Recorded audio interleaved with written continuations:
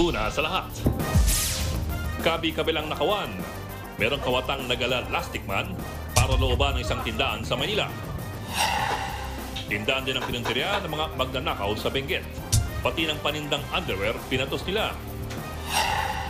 Habang isang lolang mahimbing na natutulog, hindi pinatawad at tinakawan din. Ang buong detalye ng mga balitang yan, abangan. Magandang gabi, Pilipinas. Sa Frontline tonight. Mahigit 20 opisyal ng gobyerno na nagsumite ng courtesy resignations tuloy ang trabaho dahil hindi sila tinanggal.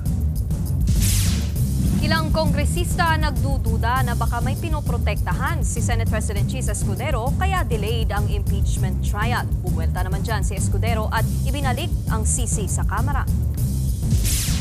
Mga kaso ng HIV sa Pilipinas tumaas ng 500% ngayong taon. Defense Secretary ng Amerika nananawagang lakihan ng mga kaalyado nilang bansa ang pondo para sa pansarili nitong depensa laban sa China. Lalaki at ang kanyang aso patay na makuryente dahil sa baha. At ang espesyal na regalo ni SB19 Ken sa kanyang batang fan.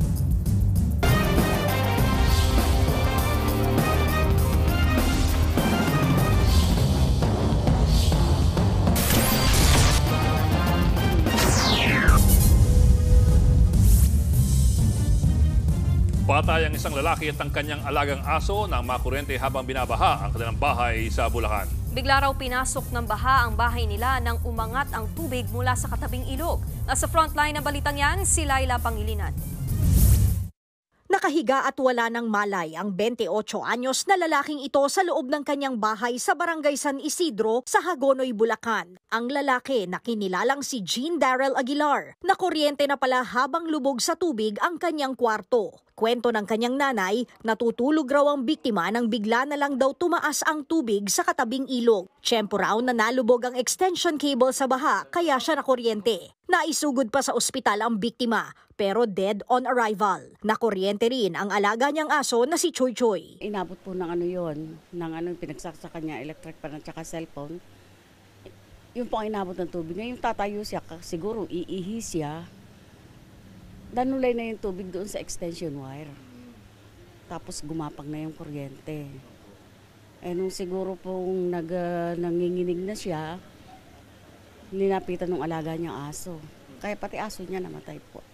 Binisita ng News 5 ang lugar at kahit ilang araw na ang lumipas ay babad pa rin sa baha ang bahay. Ayon sa mga residente, matagal na raw nilang problema ang pagtaas ng tubig dito. Sa katunayan nga, sanay na raw sila. Pero noong araw na iyon ay biglaan ang high tide, kaya umabot sa kwarto ni Darrell ang tubig na nagresulta sa kanyang pagkakuryente at pagkamatay. Ang ina ni Jean Darrell, labis ang panlulumo sa sunod-sunod na trahedya sa kanyang pamilya. Last January lang namatay at sabak po. Tapos ayun naman po, nako po. Mabigat po. Ang mga residente naman, nananawagan na sana ay tugunan ng pamahalaan ang problema nila lalo ngayong papasok na ulit tayo sa panahon ng tag-ulan. Nangako naman ng agarang aksyon ang barangay. Lalagyan po parang dike. Ang taas po siguro ng hollow block ay mga 5 hollow block para wag na dumali ang tubig. Nagbabalita mula sa Frontline, Laila Pangilinan, News 5. Sumipad ng 500% tinaas ang HIV cases sa buong bansa. Kaya't mungkahi po ng DOH, magdeklara na ng National Public Health Emergency. Nasa frontline ng balitang yan si JC Cosico. 18 taon na mula nang ma-diagnose ng Human Immunodeficiency Virus o HIV ang 26 years old na si Dwindwin. Nakuha niya ang sakit dahil biktima siya ng sexual abuse sa edad na 9 na taong gulang. Sa murang edad, hindi raw niya nauunawaan kung ano ang HIV hanggang sa tumuntong sa edad na 14 anyos. Ngayon, tuloy-tuloy ang gamutan niya.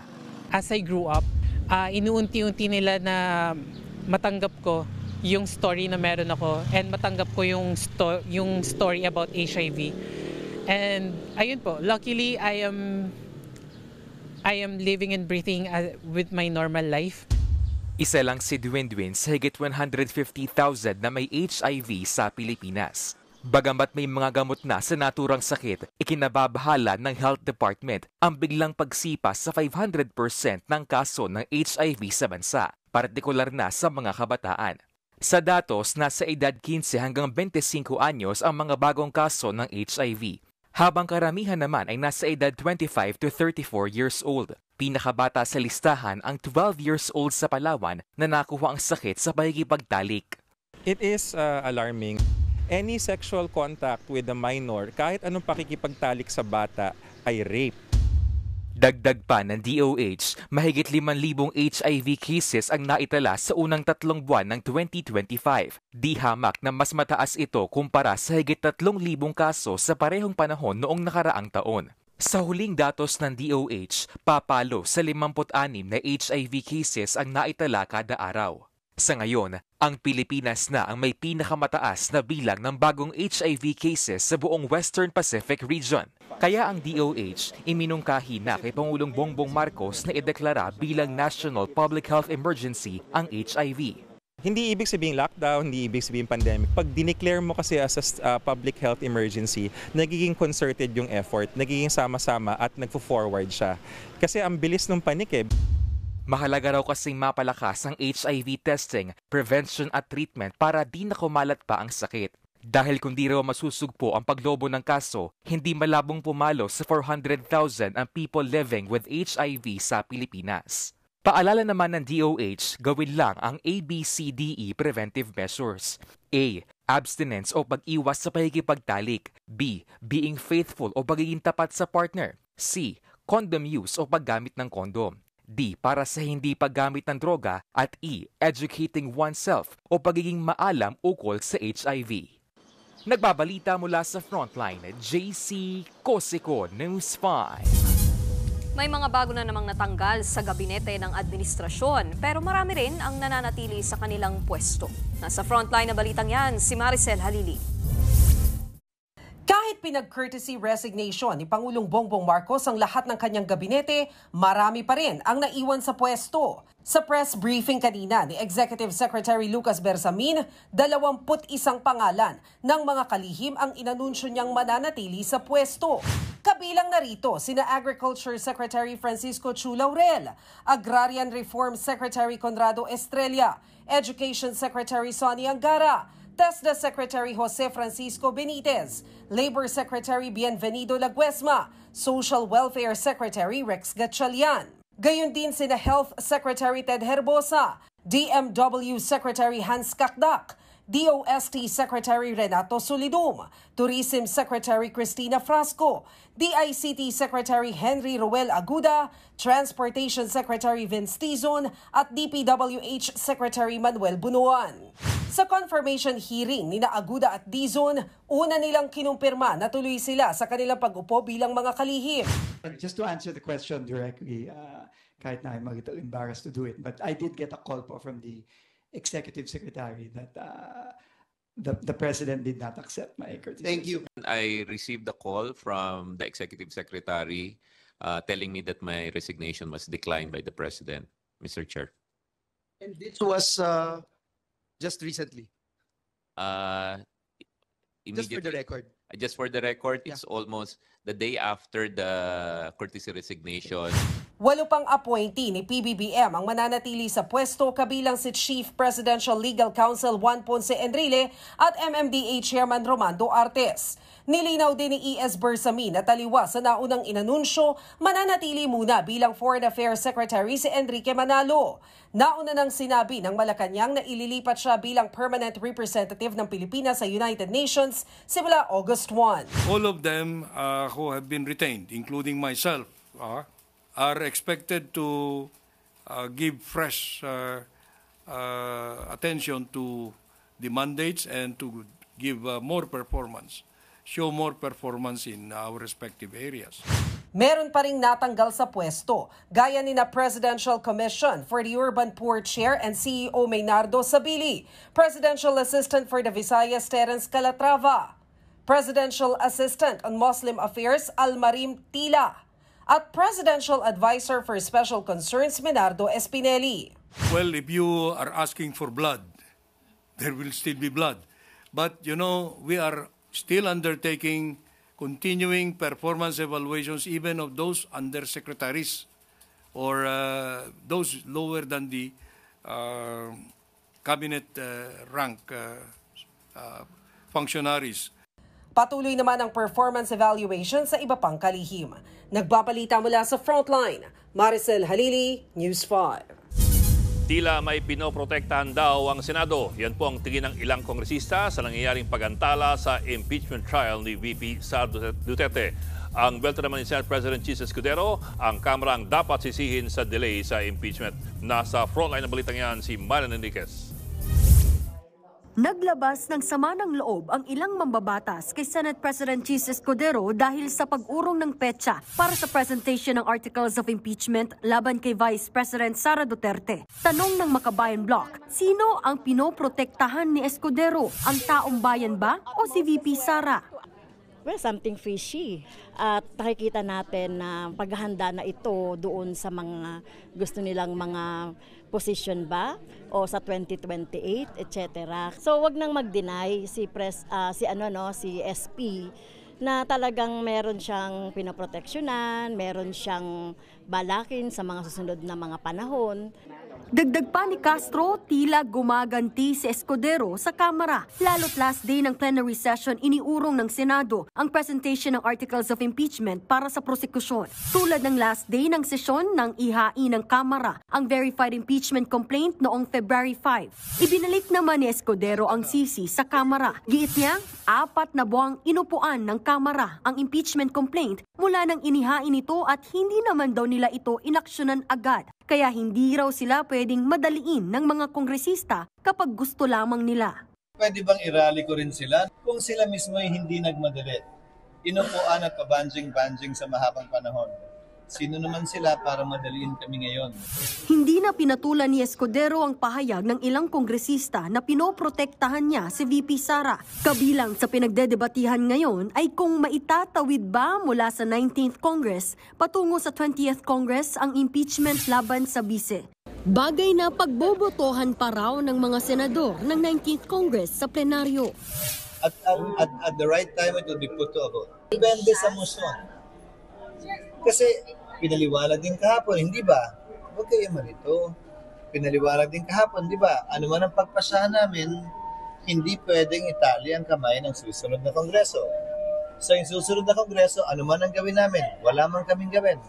May kapangyarihan, pagpasahan yung parehong issue pa rin. So, depende sa mangyayari. Ayon pa kay Escudero, pinakamataas o supreme ang desisyon ng plenaryo. Belta naman ng Bayan Muna, the Senate plenary is not supreme over the Constitution. Wala namang sinabi ang Constitution that it is your authority to decide whether or not you will convene an impeachment court or hold trial. Habang si Senator Alan Peter Cayetano na naging running mate noong 2016 ni dating Pangulong Rodrigo Duterte, iginiit din ang duty ng Senado sa usapin ng impeachment. Pagka-constitutional naman, gagawin mo lang. Having said that, di ba kasi yung implementing it, applying 24, parating may botohan yan. But just may botohan doesn't make it right. Sa huling nanindigan si Escudero na gagawin niya kung ano ang tama at kung ano ang nakasaad sa batas, sino man ang paboran at masagasaan. Nagbabalita mula sa Frontline, Marian Enriquez, News 5. Sunod-sunod na mga tirada ang pinakawala ni Davao City Vice Mayor-elect Baste Duterte laban kay Pangulong Bongbong Marcos nang bumisita siya sa kanyang ama sa The Hague, Netherlands. Sa Facebook Live ni Atty. Harry Roque, tinawag ni Baste si PBBM na sinungaling sa alok niyang pakikipagbati sa kanilang pamilya. Mahina at mayabang din daw ang Pangulo na napatunayan umano nitong nakaraang eleksyon. He's been lying since he became president. That he is weak. Mayabang pa mo. Sabi ng 12-0. Ano mo kandidato mo? Wala naman kay Aimee, pero ayaw ko na sa mga Marcos talaga. But I mean, you know, it's politics pa. But I can, you know, I can be casual with her. I can treat her as a friend, but let's not talk about politics. Tinawag din ni Mayor Baste na asong sunod-sunuran ang bagong talagang PNP chief na si Major General Nicolas Torre III. Matatanda ang si Torre ang nanguna sa pag-aresto kay dating Pangulong Rodrigo Duterte. Wala pang komento ang Pangulo o ang palasyo sa mga banat ni Baste. Torre talaga irrelevant naman talaga yung tao na yun. Aso lang talaga. Pag utosan mo, gagawin niya in exchange for, of course, everything is negotiated in this administration. Nanawagan ng Amerika na lakihan ng mga kalyad nilang bansa ang pondo para pandepensa laban sa China. Sineseryoso nila ang banta ng Beijing. Nasa frontline na balitang yan si Gio Robles. There's no reason to sugarcoat it. The threat China poses is real and it could be imminent. We hope not, but it certainly could be. Hindi na nagpaligoy-ligoy pa sa kanyang talumpati si US Defense Secretary Pete Hegseth kaugnay sa babala nito sa posibleng banta mula sa China. Kasabay niyan ang panawagan ni Hegseth sa mga kaalyado ng Amerika sa Indo-Pacific na maglaan ng mas malaking pondo para sa sariling depensa nito. Sinabi yan ng US Secretary sa taunang Security at Defense Summit sa Singapore. China has demonstrated that it wants to fundamentally alter the region's status quo. We cannot look away. And we cannot ignore it. China's behavior toward its neighbors and the world is a wake-up call, and an urgent one. Binigyang diin ni Hegseth ang balak na pagsakop ng China sa Taiwan na posibleng makaapekto sa rehiyon. Kaya prioridad daw ngayon ng US Department of Defense ang pagkakaroon ng mga puwersang handang makipaglaban sa tinawag niyang First Island Chain o mga lugar tulad ng Taiwan, Japan at maging Pilipinas. Together, we deployed the system to the Batanes Islands on the Luzon Strait between the Philippines and Taiwan. This enhanced our interoperability and improved our readiness on cutting-edge platforms, where we need them and when we need them. Kasabay nito, iginiit ni Hegseth na hindi pababayaan ng Amerika ang mga kaalyado nito. Nagmamatyag din daw ang Amerika sa bawat galaw ng Beijing, kabilang ang mga iligal na aktibidad nito sa South China Sea. These actions reveal a lack of respect for neighbors, and they challenge sovereignty, freedom of navigation, and overflight. Dumalo sa parehong okasyon si Defense Secretary Gibo Teodoro na harap-harapang tinuligsa ang China. Hindi simpleng sigalot sa pagitan ng dalawang bansa ang isyu sa West Philippine Sea. Bagkus, ito ay usapin sa pagsunod ng pandaigdigang batas. Kaya dapat tigilan na rin umano ang pananahimik sa harap ng agresyon. Sagot naman ng Ministry of National Defense ng China, pinagsasawalang bahala raw ng mga pahayag ni Hegseth ang joint efforts ng mga bansa sa rehiyon para itaguyod ang kapayapaan. Iginiit din itong ang Amerika ang sumisira sa kapayapaan sa South China Sea. Para naman sa National Maritime Council, hindi lang basta simpleng pahayag ang mga binitawang salita ni Teodoro sa Shangri-La Dialogue. Ito ay isang malinaw na mensahe sa buong mundo na hindi mananahimik ang Pilipinas. Unang-una na there is a high government official in his stature to really come up with a direct, firm, walang paligoy-ligoy, upholding, defending our sovereignty, and telling the world, not only the Filipino people, what China's doing. Nagbabalita mula sa Frontline, Gio Robles, News 5. Tapos na ang malawak na runway sa Pag-asa Island na kayang lapagan ng malaking eroplano. Maayos na rin ang mga daanan at marami na rin mga supply ng kuryente. Ang problema, nakabantay pa rin doon ang mga barko ng China. Nasa frontline ng balitang yan, si Brian Castillo. Sa bagong runway sa Pag-asa Island, lumapag ang C-130 na sinakyan ng tropa ng Armed Forces of the Philippines kasama ang News 5. Sa lawak ng runway, pwedeng lumapag dito ang iba't ibang aircraft gaya ng mga naglalakihang cargo plane. Bumisita dito ang militar bilang bahagi ng kanilang maritime patrol sa ating teritoryo. Yung ating runway is 100% complete na. So yung mga ancillaries na lang sa paligid, yun na lang yung for completion and we're aiming to complete it within the year. Halos kompleto na rin ang control tower na magagamit para mas maging maayos ang sistema ng paglapag at pag-alis ng mga aircraft. Nagpapatuloy naman ang konstruksyon ng port o daungan ng mga barko. Bukod sa military facilities, puspusan din ang pagpapaganda sa iba pang bahagi ng Pag-asa Island. Sementado na ang lahat ng kalsada. Mayroon na ring sapat na supply ng kuryente. Gumagamit na rin sila ng desalination equipment para mainom ng mga residente ang tubig alat. We'd like to really look at the future of Pag-asa Island and hopefully, baka in the near future, tourist spot. Sa gitna ng mga pagbabago sa isla, tanaw pa rin ang mga nagmamanmang barko ng China. Katunayan, bago pa lumapag ang aming C-130, sinalubong na kami ng radio challenge mula sa China Coast Guard. Ang mga kababayan nating mangingisda sa Pag-asa Island na babahala para sa kanilang kabuhayan. Takot na rin yung mga kasama namin maglapit doon. Palapit pa lang kami, inaharangan na po kami ng mga barko nila. Kami na lang po yung umiiwas. Ang malala pa, may nanglalason pa raw sa mga isda. Medyo naghirap na po yung isda sa Pag-asa Kalayaan Island dahil po sa coast ng lason, cyanide ng mga Vietnamese. Sa gabi po nila binubuhos yung lason sa paikot ng isla. Patunay ang mga kwento sa Pag-asa Island na ang usapin ng West Philippine Sea ay hindi lang tungkol sa agawan ng teritoryo. Direkta ito nakakaapekto sa pamumuhay at buhay ng mga Pilipino, lalo na silang mga umaasa sa biyaya ng karagatan. Mula dito sa Pag-asa Island sa West Philippine Sea, nagbabalita mula sa Frontline, Brian Castillo, News 5.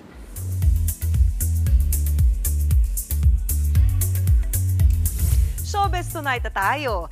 Game na nakipagkulitan sa press ang mga bida ng upcoming K-drama na Good Boy, led by Korean star Park Bo-gum. Present din dyan at nakachikahan pa ng News 5 si Ann Curtis na magbabalik teleserye soon. Nasa frontline ng balitang yan si News 5 digital producer Von Belinario. All smiles ang Korean superstars na sina Park Bo-gum, Kim So-yoon at Lee Sang-yi sa kanilang MediaCon sa Bangkok, Thailand. 그냥 개똥인 줄 알았는데. Para yan sa pinagbibidahan nilang bagong Prime Video series na Good Boy. 네.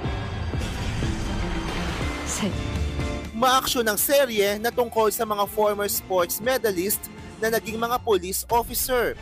Pero kung maaksyon sa serye, full of kakulitan naman ang trip nila sa harap ng media at ng fans. Tuwang-tuwa pa nga sila nang makatanggap ng Yadom o herbal inhaler at elephant pants na sikat sa Thailand. Sina Bo-gum at Sang-yi nga, sinuot pa on stage ang bigay na elephant pants. Bukod sa Korean stars, invited din sa event ng Pinay actress na si Ann Curtis. Second encounter na ito ni Ann kay Park Bo-gum dahil siya ang host ng Manila Fan Meet ng Korean star noong 2019. Nachika rin ni Ann sa News 5 ang dapat abangan sa pagbabalik teleserye niya sa Pinoy adaptation ng hit K-drama na It's Okay to Not Be Okay na mapapanood soon sa TV5. We were really able to highlight the Philippines. We shot in Dumaguete, we shot in Bacolod, we shot in Iloilo. And a very special location also in Metro Manila. Nagbabalita mula sa Frontline, Von Belinario, News 5. More showbiz updates sa aking pagbabalik, kaya dyan lang kayo. Susunod, magnanakaw, lumusot sa grills para makapasok sa tindahan sa Divisoria. Lasing na rider natok na pamukha ng madisgrasya sa Cebu. At ang Marcos Adoro kasali sa EHEDS Festival sa kabila ng aligasyong sexual assault. Magbabalik pa ang Frontline tonight.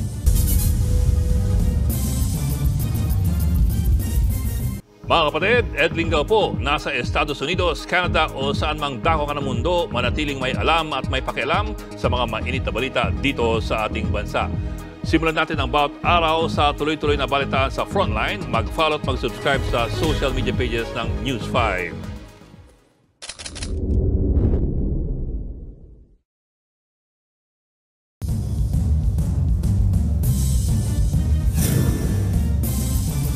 Malalastikma naman ang isang kawatan sa Maynila.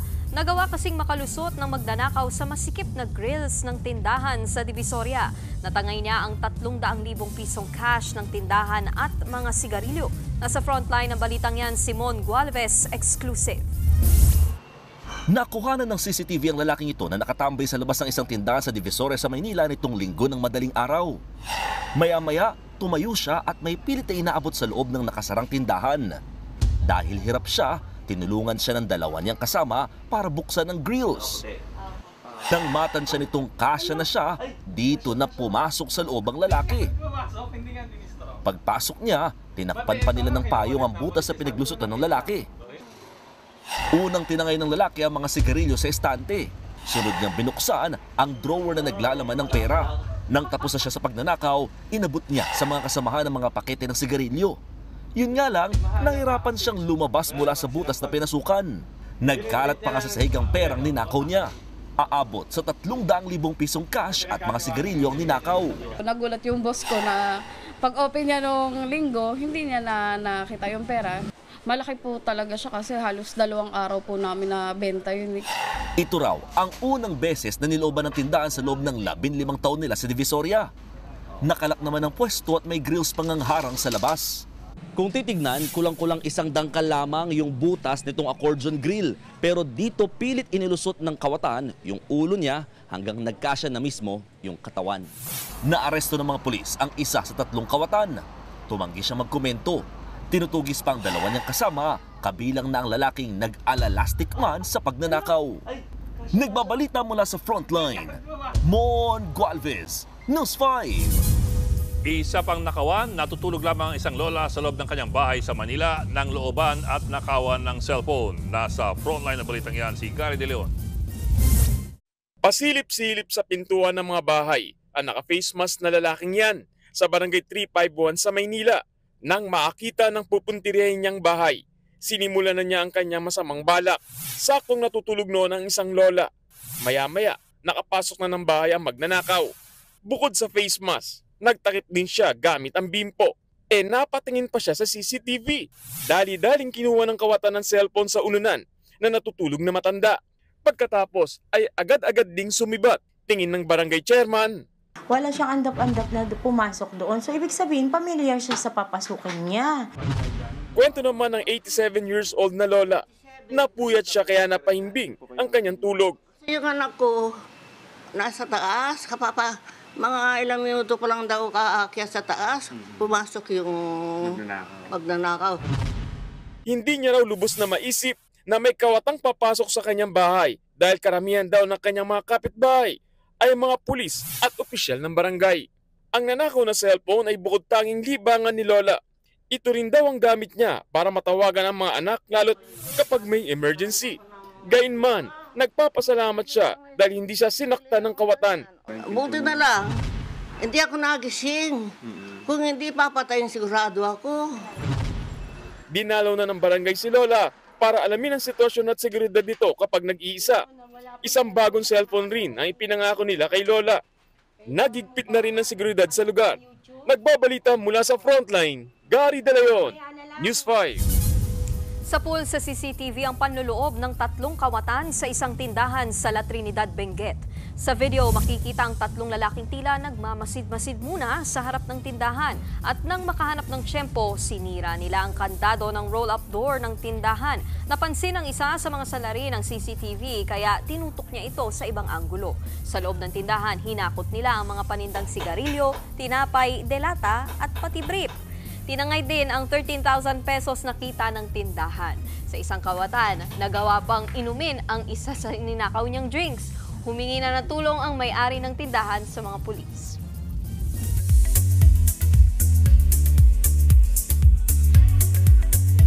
Kompleto ang Eraserheads sa kanilang upcoming Music Fest. Makakasama ng grupo ang guitarist na si Marcos Adoro sa kabilayan ng sexual assault allegations laban sa kanya. Ayon sa producers ng Music Fest, inaaksyonan na ni Marcos ang mga anilay walang basihang paratang. Ni-reschedule ang Electric Fun Music Festival sa October 18. Susunod, lasing na rider na tuklap ang mukha ng madisgrasya sa Cebu. Lola sa Indonesia na ibig sa 2 pader. Paano nangyari yan? At nakaka-touch na handog ni SB19 Ken sa isang fan na may anak na may autism. Tutok lang mga kapatid dito sa Frontline Tonight.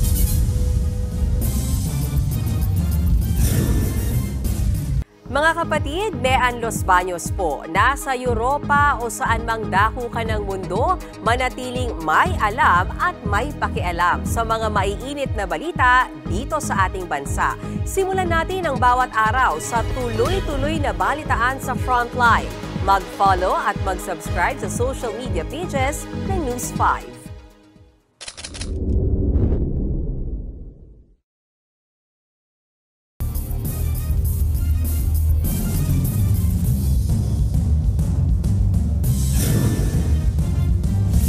Sapul sa video ang motorsiklong bumangga sa kotse sa Argentina. Ang rider sumirko sa ere at saka lumagapak sa kalsada.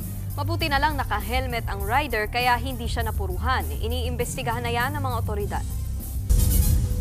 Huwag po magmamaneho kapag lasing. Natuklap kasi ang mukha ng isang nakainom na rider sa Cebu nang sumadsad siya sa kalsada. Nasa frontline ng balitang yan ang ating Visayas correspondent na si John Aroa, exclusive. Di may sura na akong Brad. Wala yun Brad, wala yun. Patay yun Brad. Nakaupo sa gilid ng kalsada at walang tigil ang pagtulo ng dugo mula sa mukha ng lalaking yan sa Buluon, Cebu. Hindi na po namin ipakikita ang kanyang mukha dahil sa tindi ng pinsalang tinamo nito. Pero halos hindi na siya makilala. Natuklap ang kanyang mukha. Ang biktima, si Randy Mercadal, isang vlogger. Base sa investigasyon, nagmaneho siya ng motorsiklo ng lasing. Malakas yung patakbo niya ng motor, tapos wala siyang helmet. Kasi alam mo na, pag nalasing yung tao, syempre, nasa high adrenaline na. Imbisa, ang nakita ko lang, sir, wala na talaga yung isang mata. Under the influence of alcohol, walang masakit. Nawalan umano ito ng kontrol, kaya sumadsad siya sa kalsada. Yung takip ng drainage, doon tumama yung mukha niya.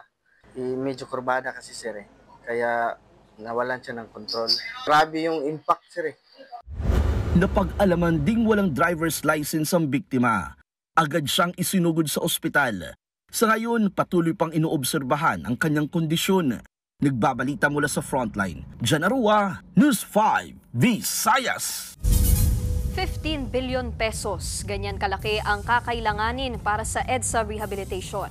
Ayon kay Transportation Secretary Vince Dizon, sakop na ng halagang ito ang 2 taong pagsasaayos sa EDSA hanggang 2027. Base raw ito sa pagtatansya ng Department of Public Works and Highways. Paglilinaw naman ni Dizon, postponed lang at hindi po kanselado ang EDSA rehab. Wala pa namang petsa kung kailan ito sisimulan. Hindi naman po ibig sabihin canceled, Madam Chair, Your Honor. Pero sabi nga po talaga ng Pangulo, nakinig po siya sa ating mga kababayan for us to find a better way and a faster way. Sa iba pang issue sa transportation, inamin naman ni Dizon na hindi viable o hindi pa kayang gawin ngayon ang PUV modernization. Marami pa raw kasi ang hindi pa nakababayad ng utang na ginamit para makabili ng bagong sasakyan. Bago naman ang approval sa kanyang ad interim appointment, nangako si Dizon na sisikapin ng kanyang ahensya na simulan ang operasyon ng MRT-7 sa 2027. Sa taong yan din, target buksan ng connecting stations ng LRT-1, MRT-3 at MRT-7.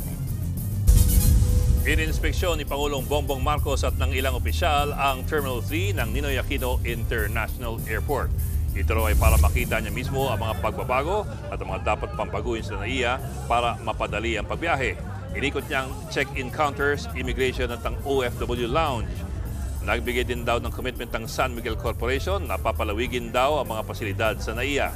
Maglalagay din daw sila ng mga facial recognition devices sa mga check-in at immigration counters. Posible raw ito matapos sa susunod na 6 na buwan. Dapat ang experience ng mga bibisita sa atin hindi naman napakahirap. Hindi sila nagdudusa na kung nag-aantay ng matagal, wala silang makain. Higit 1.5 billion pesos na halaga ng shabu ang natagpuan ng mga mangingisdang Pinoy na palutang-lutang sa dagat malapit sa Masinloc, Zambales. Unang inakala ng mga mangingisda na food packs ang laman ng 10 sakong napansin nila sa gitna ng laot.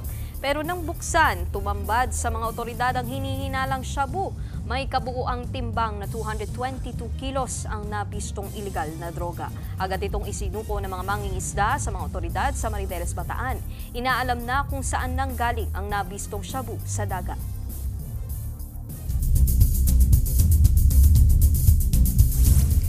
Sinagip ang isang lolang naipit sa dalawang pader sa Indonesia. Sinubukan siyang hilahin ng mga residente pero hindi siya makagalaw. Rumisponde ang mga rescuer at binutas ang bahagi ng isang pader. Matagumpay naman na ilabas ang lola na nagtamo ng galos sa tuhod. Ayon sa mga otoridad, sinubukan daw ng ginang na mag-shortcut pauwi sa kanyang bahay kaya siya sumiksik sa dalawang pader.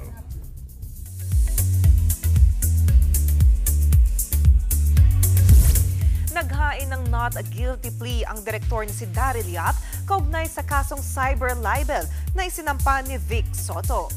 Inihain yan sa pre-trial sa Muntinlupa Regional Trial Court. Hindi present si Soto sa pre-trial. Ayon sa kampo ng direktor, may pagkakataon naman para magkaroon ng settlement. Sabi naman ng legal counsel ni Soto, hindi pa raw niya nakakausap ang kliyente kaugnay sa pakikipag-areglo pero nauna raw iginiit ng actor-host na tuloy ang laban. Sa August 19 na ang susunod na pagdinig kung saan kailangan dumalo ni Soto. Nag-ugat ang kaso sa trailer ng pelikulang Pepsi Paloma kung saan binanggit ang pangalan ni Soto. Magkakaroon ng mandatory na mediation conference, no? Sa batas natin, at ito ang hindi alam ng karamihan, ninanais parate ng isang husgado na magkaroon ng maayos na kaayusan yung mga partido. No? Matibay naman yung aming ebidensya. In fact, dumaan ito sa preliminary investigation at sinabi naman ng fiscal na sapat yung aming ebidensya para ito ay mag-proceed sa trial. Whatever the decision of the courts will be, abangan na lang natin ang susunod na kabanata, kumbaga. Abangan, SB 19 Ken, tinupad ang hiling ng isang nanay na may anak na may autism. At CJ Opiaza, kinoronahan na bilang Miss Grand International 2024. Tuloy-tuloy ang balitaan dito sa Frontline Tonight.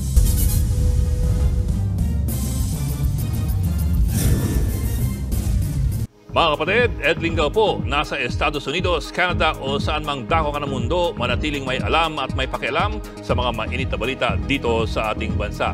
Simulan natin ang bawat araw sa tuloy-tuloy na balitaan sa Frontline. Mag-follow at mag-subscribe sa social media pages ng News 5.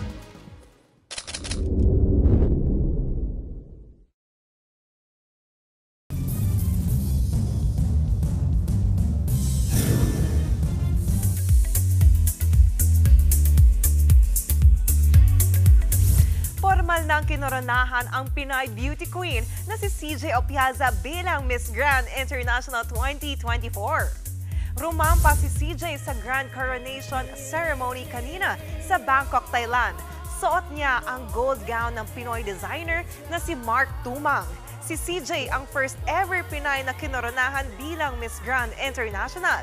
Pinalitan niya ang nag-resign sa titulo na si Rachel Gupta ng India. Sa June 8 naman ang homecoming ni CJ. At yan ang latest and hottest sa Frontline Showbiz Tonight. Ako po si Jenny Alipon. Happy Tuesday mga kapatid.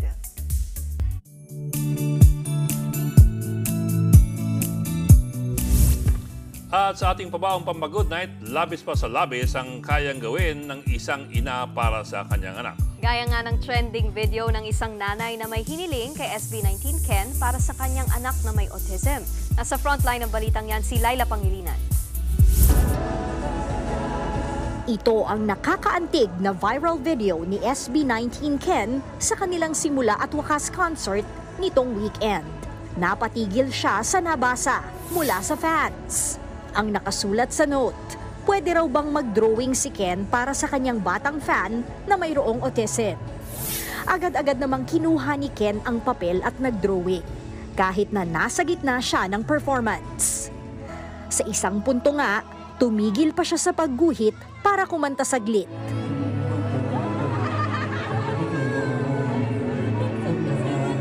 Sabay balik ulit sa pagguhit.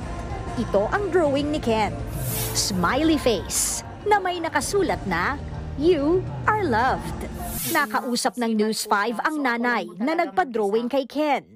Para kay Mama Krinjil Galsim, ang kanyang anak ang dahilan ng kanyang paghinga. Kaya labis ang tuwa niya na natupad ang kanyang simpleng wish. Yung moment po na yun is hindi na po talaga pwede na parang magsasign sila kasi parang kumakanta po sila noon or nag-perform. So, hindi po talaga pwede. Pero pinagbigyan niya po ako. Kaya grabe po talaga, alam niyo, kulang na lang po maglulupasay ako doon sa floor kasi ganun po yung ginawa niya. Kwento ni Cringel, certified 18, ang kanyang 3 years old na anak na si Nogi. Gento raw sumabay sa kanta ang anak.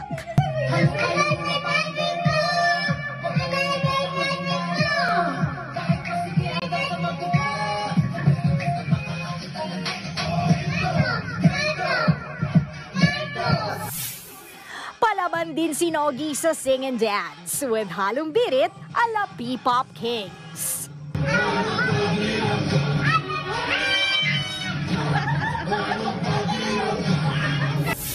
At eto pa, favorite song daw ngayon ni Nogi ang kantang Mapa na nagkataong kanta noong nagdo-drawing si Ken. Bias din daw ng bata, si Ken. Do you love Ken? Yeah! Do you want to be Ken when you grow up? Yes! Ano naman kaya ang reaksyon ni Nogi nang makita niya ang espesyal na regalo ng kanyang idol? Your Ken? Thank you, Ken! I love you!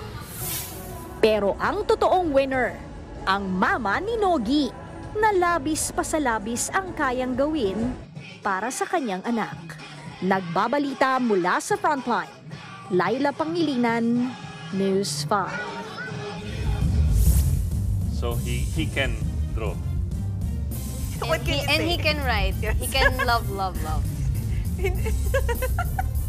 Ganito na naman po yung ano, diba? Ako naman, napaka-heartwarming nung message. You are love. Ganda rin yung drawing. Ang cute ng drawing, di ba? Pwede na. Tapos na. At yan po ang 45 minutong paghimay sa mahalagang headlines. Balitaan at diskusyon para sa paghubog ng matalinong opinyon. Gawin yung kasangga sa pagbabalita. Sa ngalan po ni Mayan Los Baños, ako po si Dicky Di Guzman. Ako lang po si Ed Lingao. Magandang gabi.